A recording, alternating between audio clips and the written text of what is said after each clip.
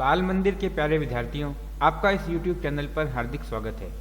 प्रिय विद्यार्थियों, आज की इस वीडियो में हम बात करेंगे फ्लो ऑफ कंट्रोल की, अर्थात नियंत्रण प्रवाह। स्टूडेंट्स, हम प्रोग्राम के अंदर जितने भी स्टेटमेंट्स को लिखते हैं वो स्टेटमेंट्स किस प्रकार से एग्जीक्यूट होते हैं, उनका फ्लो क्या रहता है, किस प्रकार से हम उन स्टेटमेंट्स को, उन कथनों को कंट्रोल करते हैं, उसी के बारे में आज बात करेंगे नियंत्रण प्रवाह के अंदर या फ्लो ऑफ कंट्रोल के अंदर। स्टूडेंट्स, फ्लो ऑफ कंट्रोल, जैसे कि फ्लो ऑफ कंट्रोल नियंत्रण का प्रवाह फ्लो चार्ट में दर्शाई गई घटनाओं को प्रवाह को दर्शाता है।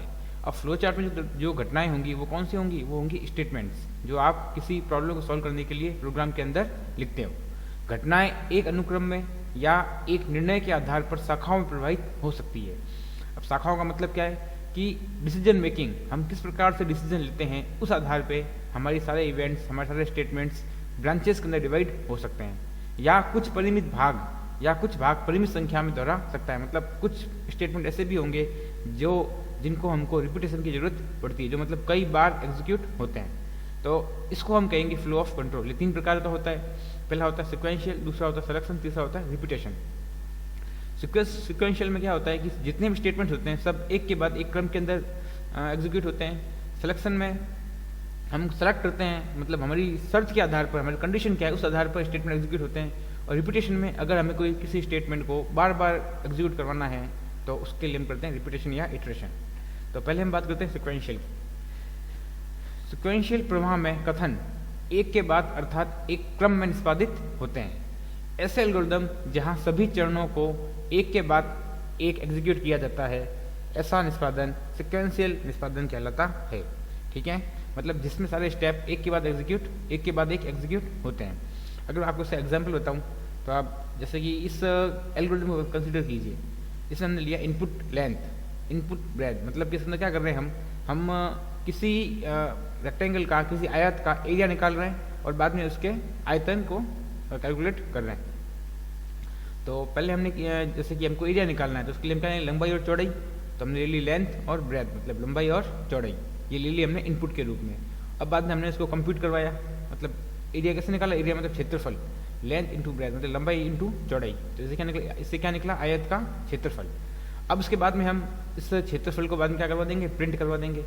और बाद में हम इसका आयतन निकाल रहे हैं, तो आयतन के लिए हमने कर दिया 2 इंटू लंबाई प्लस चौड़ाई, तो इससे निकल जाएगा आयतन। बाद में इसको हम प्रिंट पैरामीटर, मतलब आयतन को प्रिंट करवा देंगे। अब स्टूडेंट इसमें क्या हुआ, इसमें जितने भी स्टेटमेंट है एक के बाद एक एग्जीक्यूट हुए, मतलब पहले ये हुआ, दूसरा ये हुआ, तीसरा ये हुआ, चौथा ये हुआ, पांचवा ये हुआ, छठा ये हुआ, मतलब जितने भी स्टेटमेंट है सभी सिक्वेंशियली एग्जीक्यूट हुए। तो इस प्रकार के हम प्रोग्राम में फ्लो कहते हैं सिक्वेंशियल फ्लो। तो इसका एक बार आपको मैं फ्लो चार्ट बना के दिखा देता हूँ। तो आप ये देखिए कि यहाँ स्टार्ट हुआ, यहाँ एंड हुआ, मतलब बीच में जितने भी स्टेटमेंट थे सब एक के बाद एक एग्जीक्यूट हो रहे हैं। मतलब कोई ब्रांचेस में डिवाइड नहीं है, कोई स्टेटमेंट दोबारा एग्जीक्यूट नहीं हो रहा है, मतलब उसका कोई रिपीटेशन नहीं हो रहा है। तो सिक्वेंशियल फ्लो में जितने भी स्टेटमेंट होते हैं वो क्रम में एक के बाद एक एग्जीक्यूट होते हैं। नेक्स्ट है हमारा सिलेक्शन। सिलेक्शन प्रवाह में किसी भी विकल्प का चयन किसी शर्त के परिणाम के आधार पर किया जाता है, मतलब किसी कंडीशन के आधार पर, क्या कंडीशन होगी उस आधार पर हम निर्णय लेते हैं कि हमारा कंट्रोल फ्लो कौन सा होगा, प्रोग्राम का फ्लो कहाँ जाएगा। सशर्त कथनों का उपयोग संभावनाओं की जांच करने के लिए किया जाता है। जब हमारी पॉसिबिलिटीज ज़्यादा होती हैं, कोई काम करने की संभावना ज़्यादा होती हैं, तो उन संभावनाओं में से किसी एक संभावना को चुनना होता है, तब हम कंडीशनल स्टेटमेंट्स का या सिलेक्शन का इस्तेमाल करते हैं। प्रोग्राम एक या एक से अधिक स्थितियों की जांच करता है और स्थिति के ट्रू या फॉल्स होने के आधार पर संचालन करता है। मतलब कि स्थिति कैसी है हमारी, वो ट्रू है तो आगे बढ़ेगा, अगर फॉल्स है तो आगे नहीं बढ़ेगा। मतलब ट्रू या फॉल्स होने के आधार पर हमारा निष्पादन होगा स्टेटमेंट्स का। इन सही या गलत, इन ट्रू या फॉल्स वैल्यूज को बाइनरी वैल्यूज कहा जाता है। मतलब किसको? बाइनरी वैल्यूज, किसको? इन ट्रू या फॉल्स को। अब स्टूडेंट इसका एग्जाम्पल देखो आप, अगर आप अपने घर से स्कूल जाना चाहते हो तो आप सबसे शॉर्टेस्ट रूट का चयन करते हो। अगर आप जैसे अपने घर से स्कूल आ रहे हो तो स्कूल आने के हो सकता है आपके कई सारे रास्ते हो, लेकिन आप उस रास्ते से स्कूल आते हो जो सबसे छोटा हो। मतलब आपने यहाँ पर क्या उन सभी रास्तों में से एक रास्ते को चयनित किया, या फिर ऐसा रास्ता लेते हो जो सबसे सुगम रास्ता होता है, मतलब उसी रास्ते से आप अपने स्कूल आते हो। तो यहाँ पर क्या है, बहुत सारे रास्तों में से हमने एक रास्ते को चुना है, मतलब शर्त ये थी कि रास्ता सबसे अच्छा हो और सुगम हो और छोटा हो, ऐसे रास्ते से हम आते हैं। तो इस कंडीशन ये यहाँ पर भी हमने एक मतलब ये भी एक कंडीशनल स्टेटमेंट हो गए। नेक्स्ट है, अगर हम इलेक्शन में वोट देने के लिए योग्य होना है तो हमारी उम्र 18 साल या 18 साल से अधिक होनी चाहिए। मतलब अगर हम इलेक्शन में वोट देने तो हमारी उम्र क्या होनी चाहिए? 18 साल। मतलब यहाँ पर भी एक कंडीशन है कि अगर हमारी उम्र 18 साल है तभी हम इलेक्शन में वोट दे सकते हैं। तो ये इस तरह के जो स्टेटमेंट होते हैं जहाँ पर हम कंडीशन लगाते हैं, इन्हीं स्टेटमेंट्स को हम बोलते हैं सिलेक्शन स्टेटमेंट। इस प्रकार सिलेक्शन प्रभाव में प्रोग्राम मल्टीपल संभावनाओं में से स्थिति के अनुसार किसी एक संभावना का चयन करता है। ठीक है, संभावना कई होती है, उनमें परिस्थिति के अनुसार, जरूरत के अनुसार किसी एक संभावना का चयन करता है। जैसे कि स्टूडेंट, ये मैंने आपको इससे पहले एक बार एक एग्जाम्पल बताया था पिछले कुछ वीडियोज़ में। इसमें क्या था स्टूडेंट, अगर हमको जैसे कि फ्लो चार्ट है, इसको स्टार्ट यहाँ कर दिया, यहाँ पे स्टॉप कर दिया, बीच में क्या हो रहा है कि यहाँ पर हमने पूछ रहे हैं is the bulb switch on, मतलब कि आपका बल्ब स्विच ऑन है। अब यहाँ पर कंडीशन है या तो स्विच ऑन होगा या नहीं होगा। अगर स्विच ऑन है तो हम यस वाले पोर्शन में आगे बढ़ेंगे, अगर नहीं तो हम यहाँ पे जाएंगे। ठीक है, वैसे ही जैसे कि हम गए नो, तो हमने देखा कि स्विच ऑन है, कि स्विच ऑन है, तो स्विच ऑन है तो बल्ब ऑन है, स्विच ऑन होने से बल्ब ऑन हो जाता है। बल्ब ऑन नहीं है, अगर नहीं है तो उसका कुछ खराबी है, यस है तो ठीक है, और हमने क्या कर दिया, लास्ट में यहाँ पे स्टॉप कर दिया। अगर स्विच ऑन करने के बाद भी बल्ब ऑन नहीं, इसका मतलब बल्ब में कुछ गड़बड़ी है, तो फिर वापस यहाँ पर आ गए, और यहाँ पर भी सेम चीज़ लिखी हुई है कि क्या बल्ब का स्विच ऑन है, यस है तो हम आगे बढ़ेंगे, और यहाँ पर भी अगर स्विच ऑन है और घूम फिर वापस अब इधर ही आ गए तो क्या होगा, हम पूछेंगे कि स्विच ऑन होने के बाद बल्ब ऑन नहीं है, इसका मतलब क्या है, क्या बल्ब हमारा जल गया है, खराब हो गया है। अगर यस तो क्या कर देंगे, रिप्लेस द बल्ब, नहीं तो हम करेंगे कॉल द इलेक्ट्रिशियन। मतलब अगर बल्ब का स्विच ऑन है, बल्ब जला भी नहीं है, उसके बाद भी नहीं जल रहा है, तो हम कॉल इलेक्ट्रिशियन को, जो मिस्त्री होगा बिजली का, उसको कॉल करेंगे, वो आएगा और देखेगा। अगर बल्ब खराब हो गया हमारा, उसको रिप्लेस कर देंगे। तो यहाँ पर भी स्टूडेंट क्या कंडीशन हो रही है कि बल्ब स्विच ऑन है, यस और नो, तो हमने दो कंडीशन में से एक कंडीशन को चुना। यहाँ पर बल्ब जल गया है, यस और नो, तो उसमें भी हमने दो कंडीशन में से एक कंडीशन को चुना। तो इस प्रकार के जो स्टेटमेंट्स होते हैं इनको हम सेलेक्टिव स्टेटमेंट बोलते हैं, मतलब चयनात्मक स्टेटमेंट बोलते हैं। अब जैसे इसके प्रोग्राम में लिखते किस प्रकार है, तो कंडीशन को हम एल्गोरिथम इस प्रकार से लिखते हैं, मतलब इफ कंडीशन लगाते हैं। इफ मतलब होता है यदि, अगर, इफ कंडीशन देन। अच्छा क्या होगा, steps to be taken when the condition is true और फुलफिल्ड। मतलब इफ में कंडीशन डाली, अब इसमें कंडीशन अगर ट्रू होती है, सच होती है, तब इसके जो भी स्टेप्स होंगे वो क्या होंगे, उनको एग्जीक्यूट किया जाएगा। अब अगर कंडीशन मल्टीपल है तो किस प्रकार लिखेंगे, अगर कंडीशन एक से ज़्यादा हो, मतलब मल्टीपल कंडीशन हो, तो क्या लिखेंगे, if condition is true then. मतलब कंडीशन जब ट्रू होगी तो ये वाला पोर्शन जो यहाँ जो स्टेटमेंट होंगे वो एग्जीक्यूट होंगे। अगर कंडीशन फॉल्स होती है तो एल्स वाले पार्ट्स में आ जाएंगे, एल्स में जो स्टेटमेंट होंगे वो एग्जीक्यूट होंगे। जब कंडीशन एक से ज़्यादा होती है तब हम इफ एल्स के द्वारा उन सभी कंडीशन को प्रोग्राम के अंदर लिखते हैं। जब हम आगे प्रोग्राम बनाएंगे तब मैं आपको इफ और एल्स के बीच प्रोग्राम बता दूंगा। अभी आप समझ लीजिए कि सेलेक्टिव कंट्रोल फ्लो के अंदर हम इफ और एल्स के द्वारा कंडीशन वाले स्टेटमेंट को लिखते हैं। उसका एक एग्जाम्पल दिखाऊँ आपको मैं, तो देखिए एग्जाम्पल ये है कि किसी नंबर को सम या विषम चेक करना है, मतलब इवन और ऑड चेक करना है किसी नंबर को। इवन नंबर कौन से होते हैं, जिसमें 2 का भाग पूरा जाता है और शेषफल 0 बचता है। और ऑड नंबर में क्या होते हैं, जिसमें 2 का भाग पूरा नहीं जाता है और शेषफल में 1 बचता है। वो कैसे होते हैं, हमारे विषम नंबर्स। तो हमको सम और विषम नंबर को चेक करवाना है। तो इसमें 3 चीज़ें क्या हो जाएगी, इनपुट कोई नंबर लेंगे, प्रोसेस में क्या हो जाएगा, check whether number is even और नॉट, मतलब हम चेक करवाएंगे कि नंबर हमारा इवन है या नहीं है, मतलब सम नंबर है या विषम नंबर है। आउटपुट मैसेज इवन और ऑड, नंबर जैसा भी निकलेगा, अगर सम निकलेगा तो लिखेंगे इवन मैसेज प्रिंट कराएंगे, अगर ऑड निकलेगा मतलब विषम निकलेगा तो ऑड मैसेज प्रिंट करवा देंगे। तो ये 3 चीज़ें हो जाएंगी, इनपुट, प्रोसेस और आउटपुट। इसका एल्गोरिथम क्या हो जाएगा कि सबसे पहले हमने किसी नंबर को प्रिंट करवा दिया, ठीक है, किसी प्रिंट करवाया कि एंटर द नंबर, मतलब यूजर से कहा कि एक नंबर एंटर करो। उसके बाद हमने इनपुट के रूप में एक नंबर ले लिया। फिर क्या किया, इफ नंबर मॉड 2, मतलब मॉड 2 मतलब होता है अगर हमने किसी नंबर को 2 से डिवाइड करते हैं तो शेषफल कितना बचता है। नंबर है उसका मॉड 2 से मतलब ये होता है कि अगर किसी नंबर को हमने 2 से डिवाइड किया तो शेषफल कितना बचा। मॉड मतलब होता है शेषफल निकालना। अगर शेषफल 0 बचता है then print number is even, मतलब नंबर कैसा है, सम।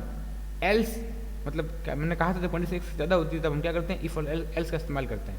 एल्स में क्या कर देंगे, प्रिंट नंबर इज ऑड, अगर शेषफल 0 बचा तो नंबर होगा सम, अगर शेषफल नंबर 0 नहीं बचता इसका मतलब 1 बचेगा, तो नंबर हो जाएगा हमारा ऑड। तो ये हो गया हमारा किसी नंबर को सम विषम चेक करने का छोटा सा एक एल्गोरिदम का कोड। इसको आप देखो फ्लो चार्ट के अंदर, तो यहाँ देखिए 2 ब्रांचें निकली हुई है, शाखाएं निकली हुई है, ठीक है। स्टार्ट किया हमने इनपुट नंबर 1, हमने एक नंबर को इनपुट में ले लिया, यहाँ चेक करवाने इस नंबर 1 मॉड 2 मतलब 2 से उसको डिवाइड किया तो शेषफल क्या निकलता है 0, तो 0 निकलता है तो ये चीज़ सही है, यस। और हम इवन मैसेज को प्रिंट करवा देंगे, मतलब प्रिंट इवन। इवन मतलब क्या होता है सम नंबर। और अगर 0 नहीं निकलता है इसका मतलब 1 निकला है तो हो जाएगा नो प्रिंट ऑड, क्या करवा देंगे ऑड नंबर प्रिंट करवा देंगे, हो जाएगा स्टॉप। तो इस प्रकार से देख सकते हैं कि ये जो स्टेटमेंट है इसमें कंडीशन है कि नंबर सम हो गया विषम होगा। इसके आधार पर हमने इसकी 2 ब्रांचें बनाई है। अगर सच है कंडीशन तो हम बना देंगे इवन सम नंबर, अगर कंडीशन गलत है हमारी फॉल्स है तो करा देंगे प्रिंट ऑड नंबर। तो ये चीज़ होगी हमारी सेलेक्टिव स्टेटमेंट्स की। अब लास्ट रखें हमारी रिपीटेशन। रिपीटेशन कह दो या इटरेशन कह दो।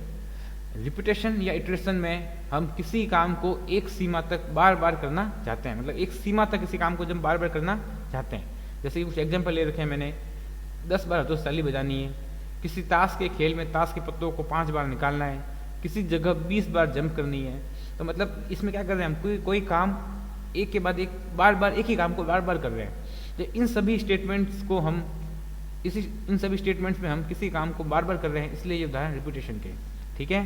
तो स्टूडेंट प्रोग्राम के अंदर भी जब हम कोई काम करते हैं, कोई स्टेटमेंट्स हैं, तो उनको हमको एक ही काम को बार बार करने की जरूरत होती है। जैसे किसी का नाम है, किसी का नाम हमको 10 बार प्रिंट करवाना है, तो हमको एक ही काम 10 बार करना है। तो इस प्रकार के स्टेटमेंट होते हैं, उनको होते हैं रिपीटेशन या इटरेशन। इसमें हम लूप्स का इस्तेमाल करते हैं। प्रोग्रामिंग में हम रिपीटेशन को इटरेशन या लूप के नाम से जानते हैं। लूप मतलब कि एक ही काम जब बार बार गोल गोल घूमता जा रहा है, उसको कहेंगे हम लूप। एल्गोरिदम में एक लूप का अर्थ है कुछ प्रोग्राम स्टेटमेंट्स का निष्पादन तब तक हो जब तक कि स्पेसिफाइड कंडीशन संतुष्ट ना हो जाए। जैसा कि मैंने कहा है कि किसी का नाम मुझे 5 बार प्रिंट करवाना है, तो जब तक उसका नाम 5 बार प्रिंट नहीं हो जाता तब तक मेरा लूप चलना चाहिए, रुकना नहीं चाहिए। तो ये चीज़ हो गई। एल्गोरिदम एक लूप का अर्थ है कुछ प्रोग्राम स्टेटमेंट्स का निष्पादन तब तक हो जब तक कि स्पेसिफाइड कंडीशन संतुष्ट न हो जाए।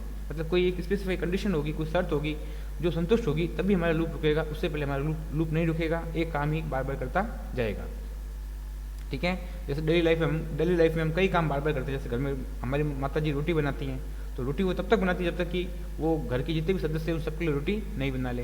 तो इस प्रकार का जो कुछ स्टेटमेंट्स होते हैं जिनका इस्तेमाल हम प्रोग्राम के अंदर करते हैं, तो उसी के लिए हम रिपीटेशन, उन्हीं स्टेटमेंट को रिपीटेशन कहते हैं, जिसके लिए हम लूप का इस्तेमाल करते हैं। जैसे हम आगे की वीडियोज़ में पाइथन लैंग्वेज को पढ़ेंगे तब मैं आपको पाइथन लैंग्वेज के अंदर लूप्स के बारे में भी बताऊँगा। अभी इसका मैं आपको एक एग्जाम्पल दिखा दूँ।